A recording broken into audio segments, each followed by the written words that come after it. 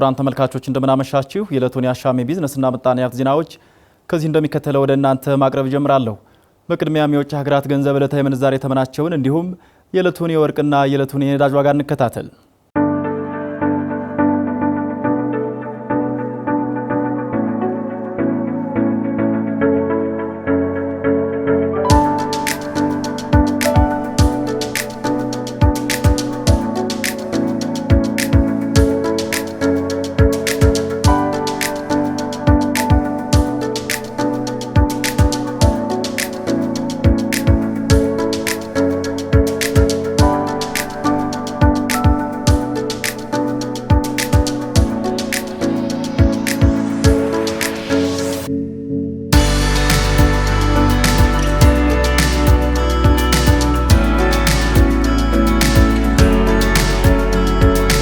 ተመልሰናል። ክቡራን ተመልካቾች የኢትዮጵያ ብሔራዊ ባንክ በአንዳንድ ባንኮች የጥሬ ገንዘብ እጥረት እንዳለ አስታወቀም። የኢትዮጵያ ብሔራዊ ባንክ የገንዘብ ፖሊሲ ኮሚቴ ማክሮ ኢኮኖሚ ማሻሻያውን ተከትሎ ባደረገው ሁለተኛ ዙር ግምገማ ባንኩ አንዳንድ ሲል የገለጻቸው ባንኮች ላይ የጥሬ ገንዘብ እጥረት እንዳለ የገለጸ ሲሆን ለዚህ ምክንያቱ ደግሞ በተወሰኑ ባንኮች የብድርና የተቀማጭ ሂሳብ ከፍተኛ በመሆኑ ነው ብሏል። በጉዳዩ ላይ አሻም ያነጋገረቻቸው የምጣኔ ሀብት ባለሙያው ቆስጠንጥኖስ በርሄ ተስፋ ይህ በወጪ ገቢ የንግዱ ዘርፍ ላይ ትልቅ ጫና እንደሚፈጥርና የተለየ ድጋፍም ለነጋዴዎች መደረግ እንዳለበት ምክር ሀሳባቸውን አጋርተዋል። የገንዘብ ፖሊሲ ኮሚቴ ማክሮ ኢኮኖሚ ማሻሻያውን ተከትሎ የነበረው የዋጋ ግሽበት ቅናሽ ማሳየቱን በዚህም በየካቲት ወር የዋጋ ግሽበቱ 15.0 በመቶ መድረሱን በዋቢነት አንስተዋል። ለዚህም ምክንያቱ ባለፉት ጥቂት ወራት የብሔራዊ ባንክ ጥብቅ የገንዘብ ፖሊሲ በመከተሉ ነው ይላሉ። ቆስጠንጥኖስ በርሃ ተስፋ አክለውም ይህ አሃዝ ጥሩ ቢሆንም አሁንም በሀገሪቱ የሚገኙ የተወሰኑ ወረዳዎች አለመረጋጋታቸውና ምርት አለማምረታቸው የተመረቱ ምርቶች ደግሞ ወደ ከተማ መምጣት የማይችልበት ሁኔታ መኖሩን አንስተው እንዲሁም የነዳጅ ዋጋ ጭማሪውን ገልጸው አሁንም የዋጋ ግሽበቱ በተገቢው መልኩ መቀነስ ይገባዋል ብለዋል። የወለድ ተመንን በተመለከተ ደግሞ የወለድ ተመን ጭማሪዎች ለመጀመሪያ ጊዜ ከዋጋ ግሽበት በላይ መሆናቸውን ብሔራዊ ባንክ ገልጿል።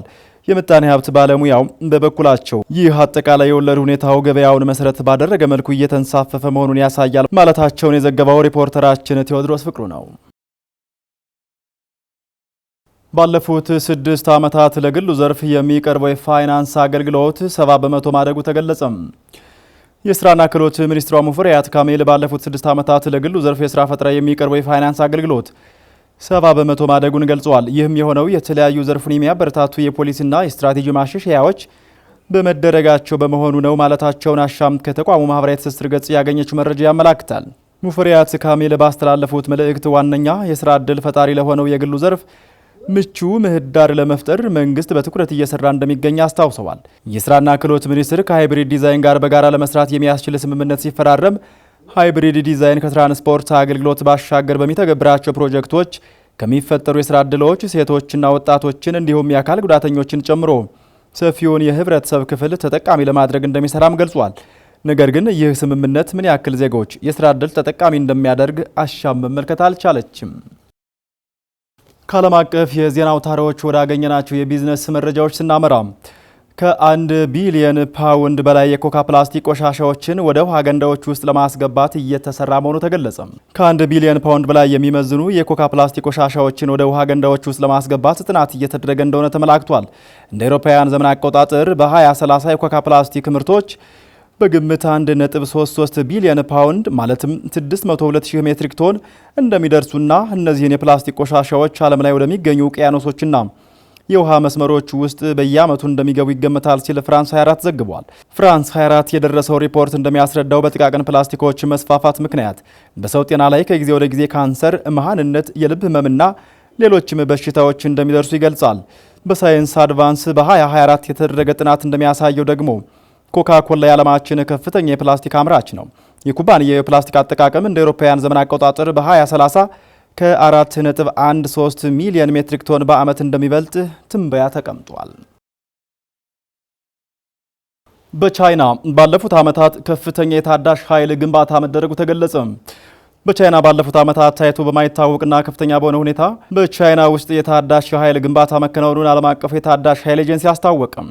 እንደ አውሮፓውያን ዘመን አቆጣጠር በ2024 ከተፈጠረው አዲስ ታዳሽ ኃይል ውስጥ 64 በመቶ የሚጠጋው በቻይና ውስጥ እየተገነባ እንደሆነ ተገልጿል። በዓለም አቀፍ ታዳሽ ኃይል ኤጀንሲ እንደገለጸው በአጠቃላይ በዓለም 585 ቢሊዮን ዋት አዲስ ታዳሽ የኤሌክትሪክ ኃይል ተፈጥሯል። በወቅቱም 46 በመቶ የሚሆነው የኃይል አቅርቦት ከፀሐይ፣ ንፋስና ሌሎች አረንጓዴ ካልሆኑ የኒውክሌር ኃይሎች የመጣ መሆኑን አስታውሷል። ቻይና አሁን ላይ 887 ቢሊዮን፣ አሜሪካ 176 ቢሊዮን፣ ጀርመን 90 ቢሊዮን ዋት የሚጠጋ፣ ፈረንሳይ ደግሞ 21 ቢሊዮን ዋትና እንግሊዝ ከ17 ቢሊዮን ዋት በላይ ታዳሽ ኃይልን እንደሚጠቀሙ አሶሺየትድ ፕሬስ በዘገባው ጠቁሟል።